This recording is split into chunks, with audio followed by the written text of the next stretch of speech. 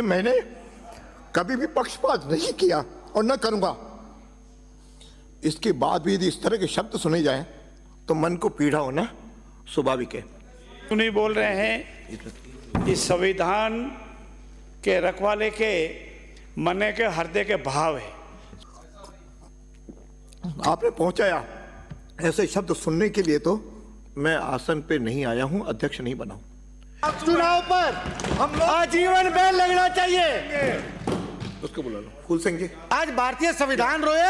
हाँ, स्थगित नहीं करता तो पता नहीं क्या दृश्य उपस्थित हो सकता था, लेकिन सदन की गरिमा बनी रहे इसलिए स्थगित करने के बाद सब सदस्य बैठ जाते हैं, जो भी उनको रहना होता है। यहां बैठ करके एक दल का अध्यक्ष प्रदेश का भाषण करे, उस शब्दों को मैं दोहरा नहीं सकता। आज अखबारों में सबने पढ़ा है, वह शब्द इस सदन के अंदर ही कहे गए, चाहे सदन की कार्रवाई चल रही हो चाहे न चल रही हो, लेकिन सदन में बोले जाने वाले शब्द बहुत गंभीर हैं, अपमानजनक हैं। मेरा अपमान नहीं हुआ है, यह इस आसन का हुआ है। अब यदि हम आसन का चाहते हैं तो निश्चित रूप से हम इस बात को मैं स्पष्ट करना चाह रहा हूं कि यदि जो कुछ सदस्य ने कहा क्या करेंगे आप लोग, ये सदन तय करेगा, लेकिन ऐसा व्यक्ति सदन के सदस्य बनने के भी योग्य नहीं है।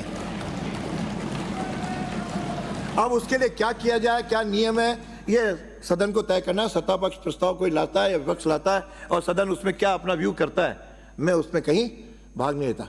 मैंने कोशिश की कि सबको संरक्षण विपक्ष को भी देते हुए अपने सदन की कार्रवाई चलाऊं, इसलिए मेरे पास कई बार सत्ता पक्षियों से भी आरोप लगा क्या विपक्ष को जो है पक्ष ले रहे हो, विपक्ष के लगा कि आप सत्ता पक्ष को बचा रहे हो। ये मेरे तो दोनों ओर से, लेकिन मैं आज अपने आत्मा के साथ कह सकता हूं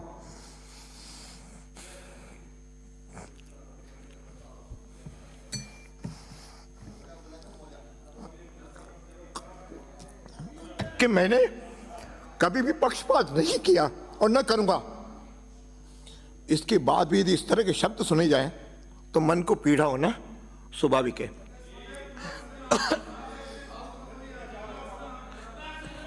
समझौते में वार्ता उन्होंने भंग की और उसके बाद मैं नहीं कह रहा हूं, उनके सदस्य श्रीमान राजेंद्र जी पारिक वहां थे, आप में से वो तो कहते हैं गीता पे हाथ रख के कहें, वो वैसे ही कह रहे हैं कि जो समझौता हुआ उसका पालन नहीं किया गया। इसके बाद भी वो इस तरह का बाहर अभी भी टीवी पे जिस तरह का अपना शब्दों का उपयोग करें, विरोध होता है, मैं सहमत नहीं हूं, असहमत हूं, विरोध होता है, ये सब भाषा, लेकिन सदन के लिए और अध्यक्ष के लिए, आसन के लिए आज भी जिन शब्दों का उपयोग हो रहा है, क्या ऐसे वातावरण में कोई बात होना कितना उचित होगा, यह आप सदन तय करें, उसे मैं तय नहीं करूंगा। अब इसलिए इन अपशब्दों के लिए मैं आपसे आखिर में एक ही निवेदन करूंगा, आप सब मेरे व्यक्तिगत नहीं, आसन का सम्मान रहे, यहाँ की परंपराएं जिंदा रहें, यहाँ की मर्यादाएं बने और यहाँ की जो नियम है उसका पालन हो, इसके लिए आप लोगों ने मुझे इस आसन पे बैठाया। मैं तो छोटा सा कार्यकर्ता था, एक कॉलेज में पढ़ाता था, कभी कल्पना नहीं की थी यहाँ तक पहुंचूंगा।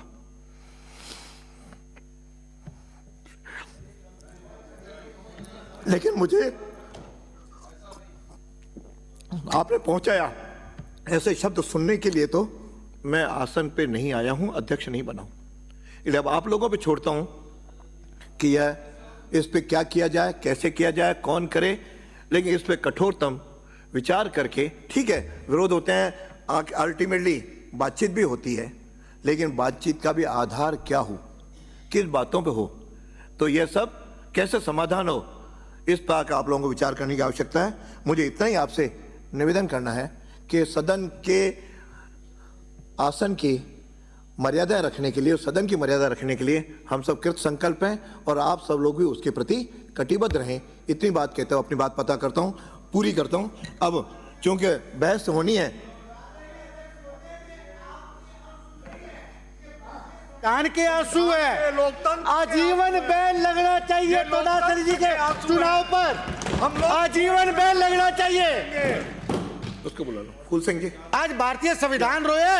हाँ, अजय आसन में अब अपनी बहस शुरू हो। इसमें सबसे पहले प्रताप सिंह सिंघवी। माननीय अध्यक्ष महोदय, धन्यवाद। मैं भी कल के घटनाक्रम पर मेरी भावनाएं प्रकट करना चाहता था पर आपने मौका नहीं दिया। खैर कोई बात नहीं। नहीं, आपकी भावना में माननीय- आदर है। प्रताप सिंह जी एक सेकंड के। प्रताप सिंह जी माननीय सभापति महोदय, एक सेकंड। एक सेकंड। मंत्री जी, माननीय अध्यक्ष महोदय, आज आपने जो भावना व्यक्त की है ये आपके आंसू नहीं बोल रहे हैं, इस संविधान के रखवाले के मन के हृदय के भाव है। जो संविधान की रक्षा करने के लिए, नियमों की पालना करने के लिए, स्वस्थ परंपराओं की पालना करने के लिए विक्रमादित्य के आश्रम में उसके आंसू बोल रहे हैं। मेरे सत्ता पक्ष के सभी सदस्यों की जो भावना है उस भावना के अनुसार ही कार्रवाई होगी। आप निश्चित रहें, नियम और प्रक्रिया के तहत जो कार्रवाई करनी है वो निश्चित रूप से करेंगे।